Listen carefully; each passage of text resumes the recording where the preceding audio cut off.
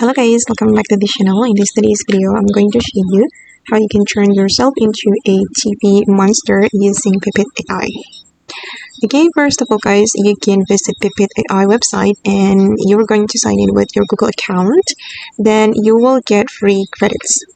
Then you're going to go to the home menu, select image, and then you're going to upload your image here. You can upload the photo that you want to transform into a TV monster. I'm going to use this photo for instance, and then you can add the prompt. This is the prompt that you can use, but you can modify the prompt according to your needs, guys. And then I'm going to send the photo and also the prompt to the AI and let the AI do something for my photo. Okay guys, and these are the results. Wow, it looks so horror. And you can choose one of them.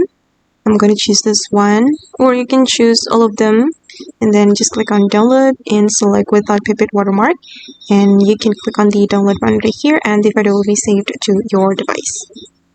Okay guys, and that's how you can turn yourself into a TV monster using Pipit AI for free.